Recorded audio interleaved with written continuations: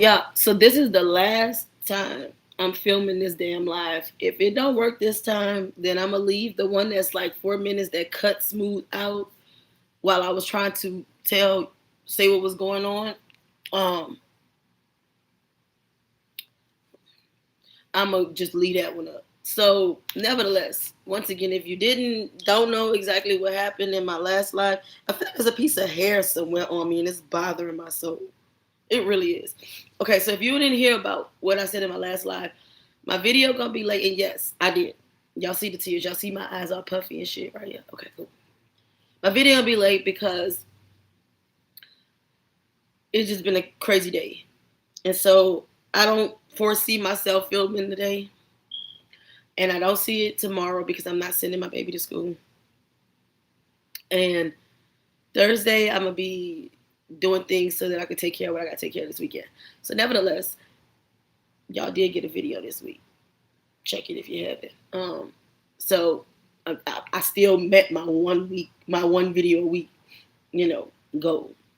Nevertheless, y'all, let me tell y'all. So if you didn't hear what happened in the last video, an hour and a half after I dropped my kid off, I got a message from my child's school, a phone call, and a message, and email. I didn't say that last time, but I saw it when I looked at my emails recently.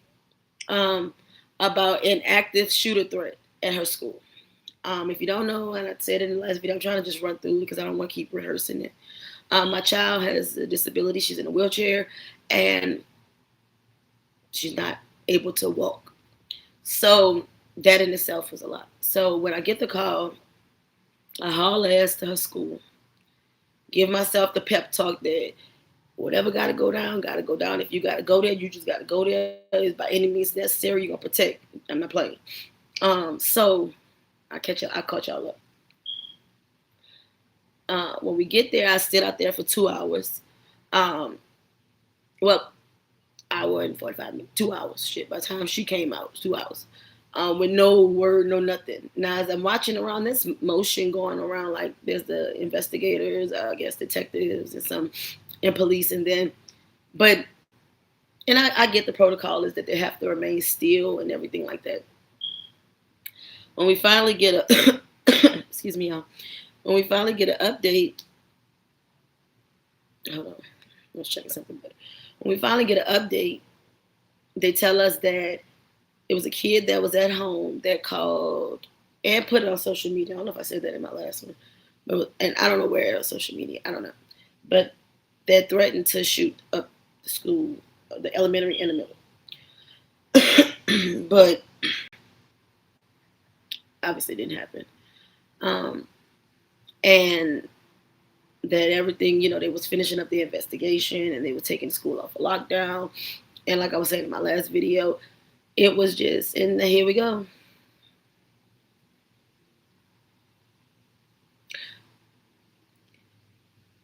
My kid being in a wheelchair and not mobile, and I get, it's a scary feeling for every parent, whether your kid can walk and whatever the case may be. I get that. But I felt so not in control.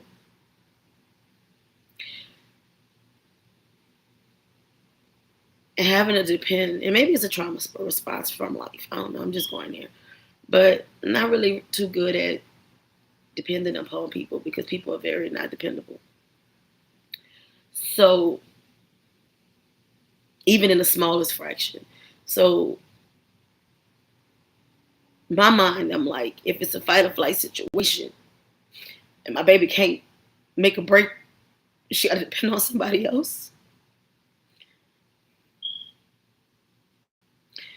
It was, like I said, it was a lot of reason why I didn't want to do that. Put her in school. Like I really was trying to find a way to homeschool my baby and give her everything that she needs to be able to successfully, in the time, to successfully be a successful person later on in life.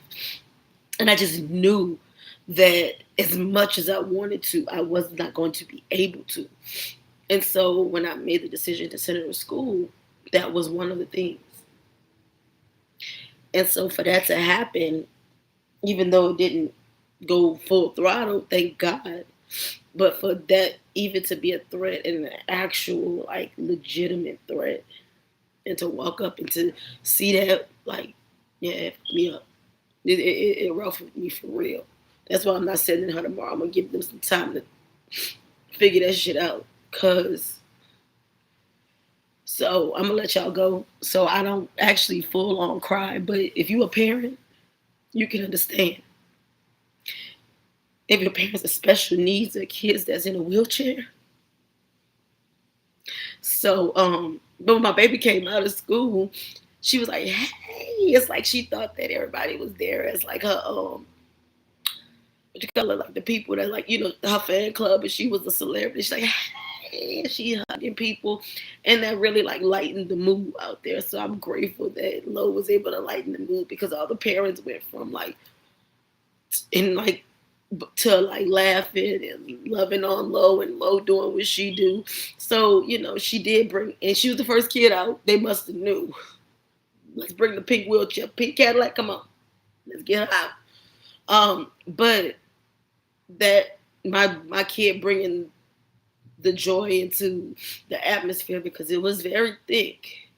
It was thick, and then the longer we were waiting without information and just nothing, it was getting there for parents. Like, I was still, as much as my insides was like, I was still, So yeah, y'all give me some time. I need to reground myself, and process this whole situation and really write it out and talk to God and kind of like deal with my emotions on that.